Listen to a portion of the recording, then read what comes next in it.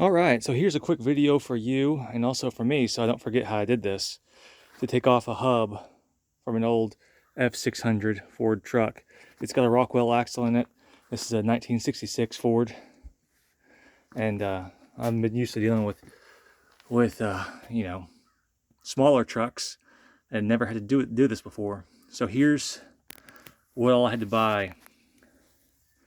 I needed to get this 3-inch socket. It's 8-sided, to take off these centers, whatever these are called, these center nuts. Somebody had done it previously, of course, with a chisel, but I wanted to do it with an actual socket.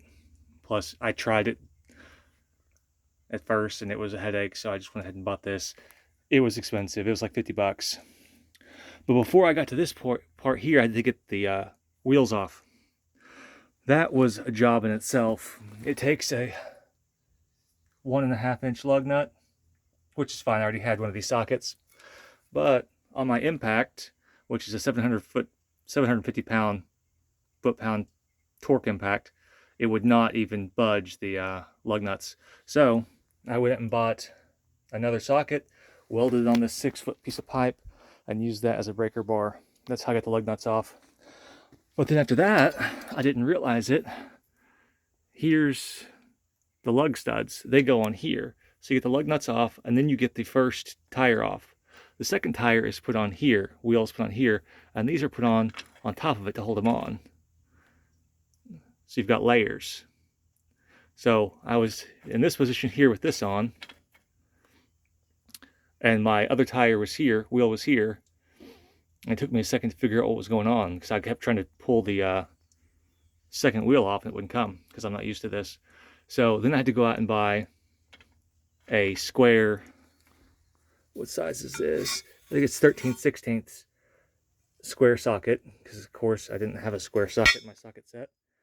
And I went ahead and just welded it on this smaller piece of pipe. So now I've got a set.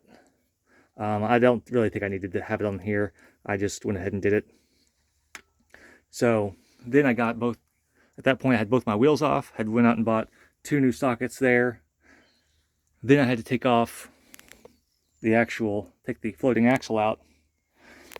And that turned out to be stranger than my F350 that I've done before, because they've got these little inserts in here.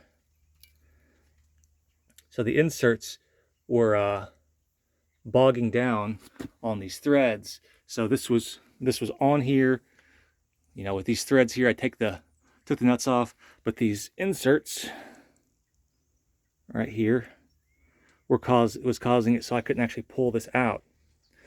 I watched one video and the guy said that he just used a hammer and a screwdriver to just bang on this forever to get it out. But what I did was, see how they sit right in there like that? And when they're in there, you can't even tell. Like right now you can tell because it's setting out some, it's proud.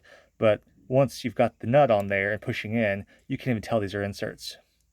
So what I did was I just took my blowtorch and just heated these up. And then just with a screwdriver, I could just work it out at that point. Just heat these up with a blowtorch, a lot easier.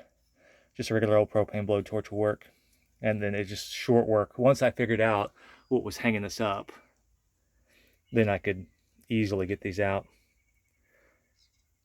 But that's where I'm at now. Now I'm putting it all back together.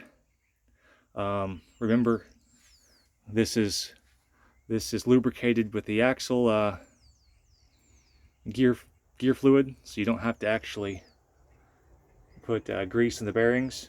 So I'll get this back together, get some sealant on here so it won't leak, and hopefully have myself a working rear end. Anyhow, that's all it took. A bunch of trial and error, 3 new sockets, and you know, a blowtorch. All right. Any questions, ask in the comments. Like and subscribe, and have a good day.